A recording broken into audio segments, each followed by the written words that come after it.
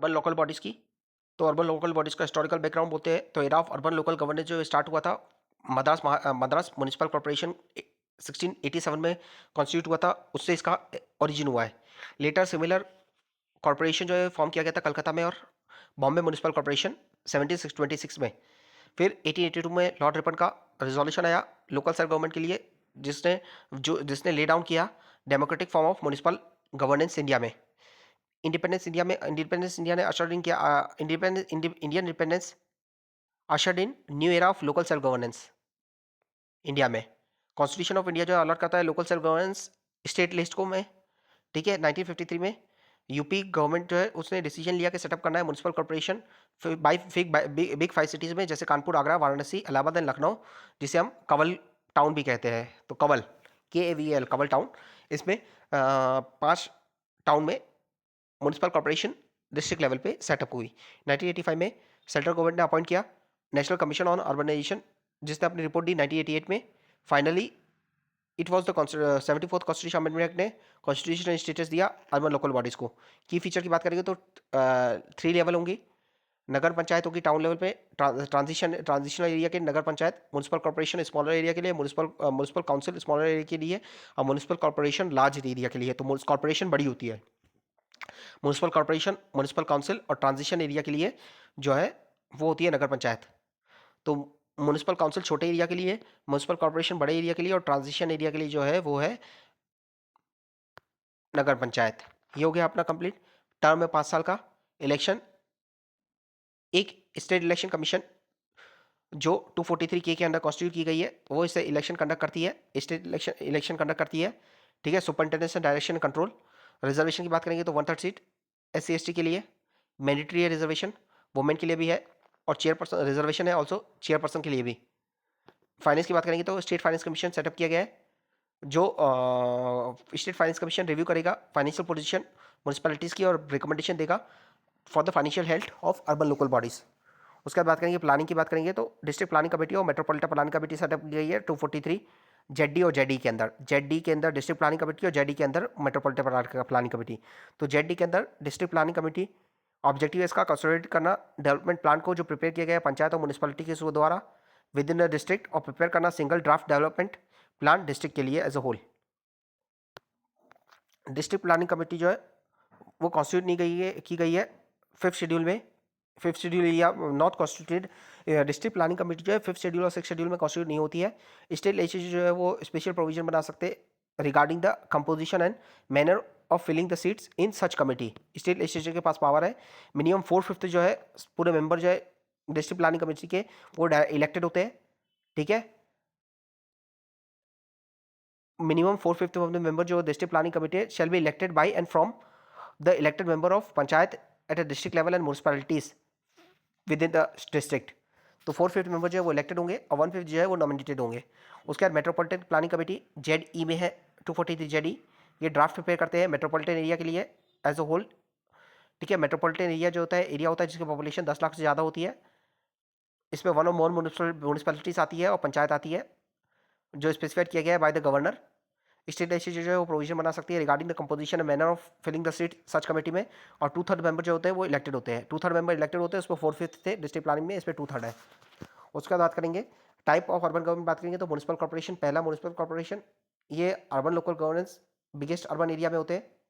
इसके 3 अथॉरिटीज़ होती है, एक तो काउंसिल होती है, स्टैंडिंग कमेटी होती है, कमिश्नर होता है। काउंसिल जो होती है as a legislative body work करती है, डेलिबरेटिव फंक्शन होता है, इसे हेड करते हैं मेयर, इनके पास नॉमिनल पावर होती है। स्टैंडिंग कमेटी ये क्रिएट की जाती है एग्जीक्यूशन के लिए, और म्यूनिसिपल कमिश्नर जो होते हैं, स्टैंडिंग कमेटी जो होती है क्रिएट की जाती है फैसिलिटेट करने के लिए work of the council, council के वर्क को फैसिलिटेट करने के लिए स्टैंडिंग कमेटी होती है। और थर्ड होता है म्यूनिसिपल कमिश्नर, ये इंप्लीमेंटेशन करते हैं डिसीजन जो लिए गए काउंसिल के द्वारा, और स्टैंडिंग कमेटी इसमें IAS ऑफिसर जो होते हैं वो हेड करते हैं इसको। म्यूनिसिपल कमिश्नर जो होते हैं जनरली IAS ऑफिसर होते हैं। फिर म्यूनिसपैलिटी और म्यूनिसिपल काउंसिल की बात करेंगे। म्यूनिसिपल काउंसिल जो है found as a form of urban local government, smaller area में होते हैं, स्मॉलर अर्बन एरिया में होते हैं। स्ट्रक्चर, इसका स्ट्रक्चर भी सेम होता है as a municipal municipal corporation. इसमें भी जो है काउंसिल होती है, स्टैंडिंग कमेटी होती है, और यहाँ CEO होते हैं, कमिश्नर ही होते हैं, CEO होते हैं, और मेयर की जगह पे यहाँ प्रेसिडेंट होते हैं, मेयर की जगह पे प्रेसिडेंट होते हैं। फिर नोटिफाइड एरिया कमेटी होती है, ये फास्ट डेवलपिंग टाउन के लिए होती है, नोटिफिकेशन से आती है स्टेट गवर्नमेंट की, ये एंटायरली नॉमिनेटेड होती है या इलेक्टेड नहीं होती, यहाँ दोनों में इलेक्टेड थे, यहाँ नॉमिनेटेड है।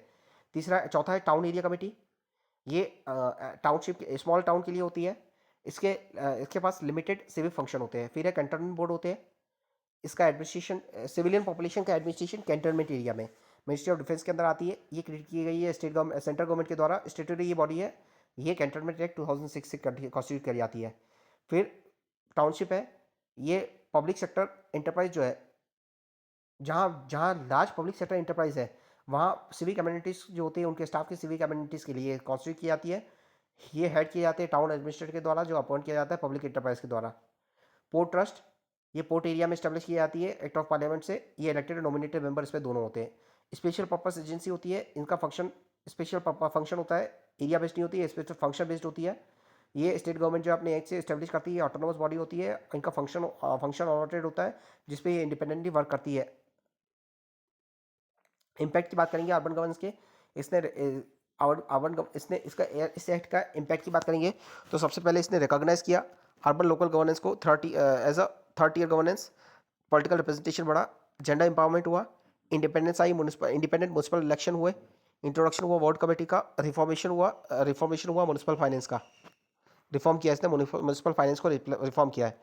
चैलेंजेस की बात करेंगे तो स्टेट का डिस्क्रिशनरी पावर है, स्टेट के पास डिस्क्रिशनरी पावर है कि ये अपनी पावर को जो है डेलीगेट करता है कि नहीं करता है, वो स्टेट की डिस्क्रिशनरी पावर है, मैंडेटरी नहीं है। उसके अलावा डिवोल्यूशन ऑफ पावर लैक करते हैं, lack of devolution of power है। रिकमेंडेशन जो है स्टेट फाइनेंस कमीशन की वो इग्नोर की जाती है। एक्ट जो है साइलेंट है on the status of mayor का स्टेटस जो है वो नॉमिनल है, ठीक है, तो एक्ट जो है वो साइलेंट है। जीएसटी जो है उसने फाइनेंशियल पोजीशन जो है अर्बन लोकल बॉडीज की उसको मोर प्रिकेरियस बना दिया है। On the other hand GST जो है साइलेंट है on the financial share of the urban local bodies. On the other hand इसने सब्ज्यूम किया है लोकल टैक्स को भी, जीएसटी ने सब्ज्यूम कर दिया है कई सारे लोकल टैक्स को। सेकेंड ईआरसी जो है और रिकमेंडेशन क्या है उसकी, तो ये फंक्शन जो है म्यूनसिपल काउंसिल का एक्सरसाइज करना executive functioning of municipal council and exercising executive should be combined in the same functionary, chairperson और मेयर, तो मेयर को एग्जीक्यूटिव पावर भी देनी चाहिए, ये उन्होंने कहा है। उसके बाद कहा कैपेसिटी जो है म्यूनसिपैलिटी की हैंडल करना लीगल और financial requirement of responsible borrowing must be enhance, इनकी पावर को इनहेंस करना है। Land bank should be leveraged for generating resource for the municipalities, land bank create होनी चाहिए, सिटीजन चार्टर होना चाहिए। Municipal government should have full autonomy होनी है, अपने फंक्शन को परफॉर्म करने के लिए फुल ऑटोनॉमी होनी चाहिए, ठीक है। उसके बाद the manner of determination of tax should be made totally transparent and objective, tax का डिटर्मिनेशन ट्रांसपेरेंट होना चाहिए, ऑब्जेक्टिव होना चाहिए, ट्रांसपेरेंट होना चाहिए। उसके बाद बात करेंगे लोकल गवर्नेंस, 5th शेड्यूल और 6th शेड्यूल के एरिया जो है, और कोऑपरेटिव सोसाइटीज़ की बात करेंगे। शेड्यूल एरिया और schedule and tribal area 244 article 244 part 10 constitution का जो है वो एनविसर्ज करता है special system of administration certain area जो डिजिग्नेट किए गए। शेड्यूल एरिया जो 5th शेड्यूल के अंदर है, इसमें आसाम, मेघालय, त्रिपुरा, मिजोरम नहीं आता, और 6th शेड्यूल में 4 स्टेट आते हैं, इनके एडमिनिस्ट्रेशन की बात की गई है। ट्राइबल एरिया के एडमिनिस्ट्रेशन की बात की गई है, इस पर 4 एरिया आते हैं, आसाम, मेघालय, त्रिपुरा, मिजोरम, इस पर 4 स्टेट आते हैं, ठीक है। अब बात करते हैं एडमिनिस्ट्रेशन की बात करते हैं, तो एडमिनिस्ट्रेशन जो होगा शेड्यूल एरिया का 5th शेड्यूल, तो ये शेड्यूल एरिया जो है वो ट्रीट किए जाते हैं डिफरेंटली, क्योंकि इनहेबिट किए जाते हैं एबोरिजिनल के द्वारा जो सोशली इकोनॉमिकली जो है बैकवर्ड है, और स्पेशल एफर्ट्स लिए गए हैं इनके इंप्रूव करने के लिए, इनकी जो कंडीशन है उसे। तो डिक्लेरेशन, शेड्यूल एरिया का डिक्लेरेशन कौन करेगा, प्रेसिडेंट जो है वो एम्पावर्ड है डिक्लेयर करने के लिए शेड्यूल एरिया, इंक्रीज करना डिक्रीज करना बाउंड्री लाइन को in consultation with the governor, तो प्रेसिडेंट करेंगे गवर्नर के कंसल्टेशन के बाद 5th शेड्यूल के अंदर। एग्जीक्यूटिव पावर की बात करेंगे स्टेट की और सेंटर की, तो एग्जीक्यूटिव पावर जो है स्टेट की एक्सटेंड होती है, तो schedule area there in governor जो है वो सबमिट करेंगे रिपोर्ट प्रेसिडेंट को इसके एडमिनिस्ट्रेशन के रिगार्डिंग, और एग्जीक्यूटिव पावर जो है सेंटर की वो एक्सटेंड करेगी to giving the direction to the state regarding the administration of such area. तो सेंटर की एग्जीक्यूटिव पावर जो है एक्सटेंड करेगी, इस एरिया में भी एक्सटेंड करती है, और स्टेट की भी एग्जीक्यूटिव पावर जो है एक्सटेंड करती है। उसके बाद है ट्राइबल एडवाइजरी काउंसिल, तो tribal advisory council schedule area में बनेगी, स्टैब्लिश की जाएगी। इसमें 20 मेंबर होंगे और 3/4 जो है मतलब 15 लोग जो है वो इलेक्टेड होंगे, और इलेक्टेड मेंबर होंगे और रिप्रेजेंटेटिव होंगे शेड्यूल ट्राइब के। स्टेट लेजिस्लेटिव असेंबली में जो ट्राइबल है उनके रिप्रेजेंटेटिव से ये बॉडी कॉन्स्टिट्यूट होगी। ये लॉ अप्लीकेबल है शेड्यूल एरिया में। गवर्नर जो वो एम्पावर्ड है डायरेक्ट करने के लिए कि कोई भी पार्टिकुलर एक्ट जो है पार्लियामेंट का और स्टेट लेजिस्लेचर का वो अप्लाई नहीं होगा किसी भी शेड्यूल एरिया में। गवर्नर के पास पावर है डिसाइड करने की, और वो रेगुलेशन बना सकते हैं पीस और गुड गवर्नेंस के लिए शेड्यूल एरिया के। तो गवर्नर के पास पावर है कि वो डिसाइड करेंगे कि पार्लियामेंट का स्टेट का एक यहाँ इंप्लीमेंट होगा कि नहीं होगा। अब ट्राइबल एरिया की बात करेंगे तो इसे कॉन्स्टिट्यूट कर रहे थे प्रेसिडेंट, पर यहाँ लॉ अप्लीकेबल होगा कि नहीं होगा वो गवर्नर डिसाइड करेंगे। उसके बाद एडमिनिस्ट्रेशन, ट्राइबल एरिया के एडमिनिस्ट्रेशन की बात करेंगे तो 6 शेड्यूल के अंदर आसाम, मेघालय, त्रिपुरा, मिजोरम, ये 4 स्टेट के लिए है। वेरियस फीचर है एडमिनिस्ट्रेशन ऑफ एडमिनिस्ट्रेशन, 6 शेड्यूल में जो एडमिनिस्ट्रेशन होगा।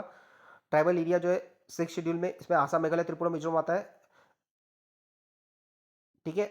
इनके लिए ऑटोनोमस डिस्ट्रिक्ट कॉन्स्टिट्यूट की जाएगी, ऑटोनोमस डिस्ट्रिक्ट कॉन्स्टिट्यूट की जाएगी, autonomous region, autonomous district constitute की जाएगी, but they did not fall outside the executive authority of state concern. State की एग्जीक्यूटिव अथॉरिटी के अंडर आएंगी ये। गवर्नर जो है उनके पास पावर है कि वो ऑर्गेनाइज करेंगे, रीऑर्गेनाइज करेंगे ऑटोनोमस डिस्ट्रिक्ट, गवर्नर के पास पावर है।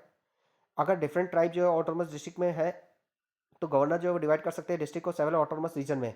तो एक डिस्ट्रिक्ट को कई सारे रीजन्स में, एक डिस्ट्रिक्ट को सेवरल ऑटोनोमस रीजन में डिवाइड किया जा सकता है अगर बहुत सारी ट्राइब जो है वहाँ रह रही है। फिर उसके बाद है हर ऑटोनोमस डिस्ट्रिक्ट जो है उसके बाद ऑटोनोमस काउंसिल होगी जिसमें 30 मेंबर होंगे, 4 जो है नॉमिनेटेड होंगे, 26 जो है वो इलेक्टेड होंगे एडेड फ्रेंचाइज के हिसाब से। हर ऑटोनोमस रीजन जो है उसका सेपरेट रीजनल काउंसिल होगी।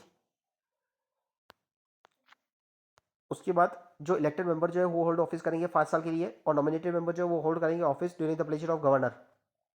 यहाँ गवर्नर को पावर ज़्यादा है। फिर जो डिस्ट्रिक्ट और रीजनल काउंसिल है वो लॉ बना सकती है for land, forest, canal, shifting, cultivation, village administration, inheritance of property, marriage, divorce, social custom, but all such law require the assent of the governor. Governor की एसेंट जरूरी है, तो गवर्नर के पास यहाँ भी पावर है। डिस्ट्रिक्ट और रीजनल काउंसिल जो है कॉन्स्टिट्यूट की जाएगी, village village constitute village council भी कॉन्स्टिट्यूट कर सकते हैं। डिस्ट्रिक्ट काउंसिल और रीजनल काउंसिल जो है वो कॉन्स्टिट्यूट कर सकते हैं विलेज काउंसिल को, और कोर्ट को ट्रायल करने के लिए सूट और केसेस जो ट्राइब से रिलेटेड है वो अपील भी हियर कर सकते हैं। जुडिशन जो है हाई कोर्ट का over this suits and cases is specified by the governor. Governor decide करेंगे कि ये जो विलेज लेवल पे काउंसिल सेटअप की गई है और ट्राइब्यूनल जो सेटअप की गई है और उसका जो केस है उसकी अपील जो है हाई कोर्ट सुनेगी या नहीं सुनेगी, और ये हाई कोर्ट को जुडिशन के अंदर आएगा या नहीं आएगा ये जो है गवर्नर डिसाइड करेंगे। उसके बाद जो डिस्ट्रिक्ट काउंसिल जो है वो स्टेब्लिश कर सकती है, कंस्ट्रक्ट कर सकती है और मैनेज कर सकती है primary school, dispensary, market, fishery, market, ferries, fishery, road and so on in the district. जो डिस्ट्रिक्ट काउंसिल वो स्टैब्लिश कर सकती है, कंस्ट्रक्ट कर सकती है और मैनेज कर सकती है। डिस्ट्रिक्ट और रीजनल काउंसिल जो है एम्पावर किए गए असेस करेंगे, कलेक्ट करेंगे लैंड रेवेन्यू और इम्पोज करेंगे सर्टेन स्पेसिफाइड टैक्स। एक्ट जो है पार्लियामेंट का और स्टेट लेजिस्लेचर का अप्लाई नहीं करेगा ऑटोनोमस डिस्ट्रिक्ट के लिए, ऑटोनोमस रीजन के लिए अप्लाई करेगा स्पेसिफिक मॉडिफिकेशन एग्जामिशन के साथ ही अप्लाई करेगा। गवर्नर जो है वो अपॉइंट करेंगे कमीशन एग्जामिन करने के लिए, रिपोर्ट करने के लिए ऑन द मैटर जो रिलेटेड है एडमिनिस्ट्रेशन जो है ऑटोनोमस डिस्ट्रिक्ट का और रीजन का, उसके लिए गवर्नर जो है वो अपॉइंट करेंगे कमीशन और कमेटी। उसके बाद हम कंपेयर करेंगे 5th शेड्यूल और 6th schedule. 5th schedule 10 state में होता है, आसाम, मेघालय, त्रिपुरा, मिजोरम को छोड़ के 10 स्टेट है इसमें, आंध्र प्रदेश, तेलंगाना, झारखंड, छत्तीसगढ़, उड़ीसा, हिमाचल प्रदेश, महाराष्ट्र, मध्य प्रदेश, गुजरात, राजस्थान, और इसमें आसाम, मेघालय, त्रिपुरा, मिजोरम है 6 शेड्यूल में। शेड्यूल एरिया को डिक्लेयर करते प्रेसिडेंट और इसे कंसल्टेशन करते गवर्नर के साथ कंसल्टेशन, और यहाँ जो है गवर्नर एम्पावर्ड है ऑर्गेनाइज करने के लिए, रीऑर्गेनाइज करने के लिए ऑटोनोमस काउंसिल को, ऑर्गेनाइज और रीऑर्गेनाइज करने के लिए गवर्नर के पास पावर है। तो यहाँ गवर्नर के पास पावर है, यहाँ जो है प्रेसिडेंट के पास पावर है। तो यहाँ जो है गवर्नर के पास पावर है, यहाँ जो है प्रेसिडेंट के पास पावर थी 5th शेड्यूल में, ठीक है। और एग्जीक्यूटिव पावर की बात करेंगे तो स्टेट की एग्जीक्यूटिव पावर एक्सटेंड होती है यहाँ, और सेंटर की भी जो है वो एक्सटेंड होती है, स्टेट को डायरेक्ट कर सकते हैं। और जो 4 स्टेट है आसाम, मेघालय, त्रिपुरा, मिजोरम, यहाँ जो है ऑटोनोमस डिस्ट्रिक्ट काउंसिल बनेगी और ऑटोनोमस डिस्ट्रिक्ट है डिक्लेयर होगी। ऑटोनोमस डिस्ट्रिक्ट में ऑटोनोमस डिस्ट्रिक्ट काउंसिल और रीजनल काउंसिल बन सकती है, पर ये स्टेट की एग्जीक्यूटिव अथॉरिटी के आउटसाइड नहीं है। तो स्टेट की एग्जीक्यूटिव अथॉरिटी यहाँ भी बनती है, दोनों में एग्जीक्यूटिव अथॉरिटी दोनों में जगह एक्सटेंड होती है। फिर एप्लीकेबिलिटी की बात करेंगे तो गवर्नर जो है वो एम्पावर्ड है डायरेक्ट करने के लिए कि पार्लियामेंट का लॉ यहाँ अप्लाई होगा नहीं होगा, तो ये गवर्नर यहाँ पावर है। और यहाँ एक्ट ऑफ पार्लियामेंट और स्टेट लेजिस्लेचर जो है वो अप्लाई नहीं होगा ऑटोनोमस डिस्ट्रिक्ट में, ऑटोनोमस रीजन में, और अप्लाई होगा एक्सेप्शन और मॉडिफिकेशन के साथ। तो यहाँ गवर्नर के पास पावर है डिसाइड करने की, यहाँ जो है ऑटोमेटिक है, यहाँ ऑटोमेटिकली अप्लाई नहीं होगा, और यहाँ जो है नहीं होगा, होगा तो भी मॉडिफिकेशन एक्सेप्शन के साथ होगा। और यहाँ जो है गवर्नर के पास पावर है डिसाइड करने की। और इस ऑटोनॉमी की बात करें तो पंचायत जो है पेसा एक्ट लाया गया है सेल्फ गवर्नेंस के लिए, 5th शेड्यूल में पेसा एक्ट से इंप्लीमेंट हो रहा है, और यहाँ ग्रेटर ऑटोनॉमी दी गई है compare to 5th schedule. Autonomous district council बनाया गया है जिसके पास वाइडर पावर है विज ट्राइबल एडवाइजरी काउंसिल। तो यहाँ ट्राइबल एडवाइजरी काउंसिल बनती है, यहाँ टीएससी बनती है, और यहाँ डिस्ट्रिक्ट ऑटोनोमस डिस्ट्रिक्ट काउंसिल बनती है। ठीक है। तो ऑटोनोमस डिस्ट्रिक्ट काउंसिल बनती है, एडीसी बनती है, यहाँ एडीसी बनती है, यहाँ एडीसी बनती है, यहाँ ऑटोनोमस डिस्ट्रिक्ट काउंसिल बनती है, वहाँ ट्राइबल एडवाइजरी काउंसिल, यहाँ tribal advisory council 5th schedule में और 6th शेड्यूल में जो है ऑटोनोमस डिस्ट्रिक्ट काउंसिल बनती है। उसके बाद हम कॉपरेटिव की बात करेंगे। तो 97 कॉन्स्टिट्यूशन अमेंडमेंट एक्ट जो है, एक्ट ने जो है कॉन्स्टिट्यूशनल स्टेटस दिया है, प्रोटेक्शन और प्रोटेक्शन तो कोऑपरेटिव सोसाइटी दिया है। 3 चेंजेस किए इसने। फर्स्ट जो है इसने आर्टिकल 90 के अंदर right to form cooperative fundamental add किया है। डायरेक्टिव प्रिंसिपल के अंदर, डायरेक्टिव प्रिंसिपल स्टेट पॉलिसी के अंदर 43B के अंदर कोऑपरेटिव को ऐड किया है। उसके अलावा पार्ट 9B उसके अंदर 243 ZS टू ZT, 243 और 43O जो है 243 से लेकर 243O, ये जो है ग्राम पंचायत है, पंचायत लेवल पे। 243T से लेकर ZG तक ये जो म्यूनिसिपैलिटी का। फिर ZH से लेकर ZT जो है वो कोऑपरेटिव है। तो पार्ट 9 में जो है वो पंचायत है, पार्ट 9B में म्यूनिसिपैलिटीज़ है, और पार्ट 9 में पंचायत है, पार्ट 9A में जो म्यूनिसिपैलिटीज़ है, और पार्ट 9B में जो है वो कोऑपरेटिव्स है। 97th कॉन्स्टिट्यूशनल अमेंडमेंट एक्ट से। और वो दोनों जो आए थे, पंचायत आया था 73rd से, म्यूनिसिपैलिटी आई थी 74th से, और ग्राम कोऑपरेटिव आया 97 से। तो ये लाइन में है 9A 9B। फिर कॉन्स्टिट्यूशनल प्रोविजन की बात करेंगे। तो इनकॉर्पोरेशन है, इनकॉर्पोरेशन जो है कोऑपरेटिव सोसाइटी का स्टेट लेजिस्लेचर जो है वो प्रोविजन बना सकती है इनकॉर्पोरेट करने के लिए, रेगुलेट करने के लिए, वाइंड अप करने के लिए कोऑपरेटिव सोसाइटी को। नंबर और टर्म ऑफ मेंबर की बात करेंगे। तो डायरेक्टर जो है, board shall consist of such member as a director as provided by state legislature, maximum number of member 21, maximum number of member 21 board में। स्टेट लेजिस्लेचर के पास पावर है reservation of 1 seat SC ST के लिए और 2 seat women के लिए। SC ST के लिए 1 सीट और वुमेन के लिए 2 सीट, ये स्टेट लेजिस्लेचर के पास पावर है। इसके अलावा टर्म ऑफ ऑफिस जो इलेक्टेड मेंबर की बोर्ड में ऑफिस बियरर की 5 साल की रहेगी। इलेक्शन जो है बोर्ड मेंबर ऑफ बोर्ड का वो कंडक्ट किया जाएगा before the expiry of term of the board. Superintendence direction और कंट्रोल जो है वो बॉडी करेगी इसका इलेक्शन का। सुपरिंटेंडेंस डायरेक्शन जो है वो बॉडी के लिए डिसाइड करेगी, कौन करेगा इसका, वो डिसाइड करेगी स्टेट लेजिस्लेचर जो डिसाइड करेगी कौन सी बॉडी इसका इलेक्शन को सुपरिंटेंडेंस डायरेक्शन करेगी। ऑडिटिंग की बात करते हैं, auditing of account state cooperative की। तो स्टेट लेजिस्लेचर के पास पावर है प्रोविजन बनाने की for the maintenance of the account by the cooperative society and auditing of such account at least once in each financial year. हर साल में एटलीस्ट एक बार ऑडिटिंग होगी, और इसके प्रोविजन के लिए स्टेट लेजिस्लेचर के पास पावर है डिसाइड करने की। एवरी कोऑपरेटिव सोसाइटी जो है वो ऑडिट की जाएगी ऑडिटर के द्वारा, ऑडिटिंग फर्म के द्वारा जो अपॉइंट किया गया है by the general body of the cooperative society. Every cooperative society जो है वो फाइल करेगी अपने रिटर्न को 6 मंथ के अंदर अंदर, फाइनेंशियल ईयर को क्लोज होने के 6 महीने के अंदर अंदर जो है वो अपनी रिटर्न फाइल को सबमिट करेगी to the authority designated by the state government. जो स्टेट गवर्नमेंट ने जिस अथॉरिटी को डेजिग्नेट किया है उस अथॉरिटी को वो अपना जो है रिपोर्ट सबमिट करेगी। ये हमारा हो गया कंप्लीट।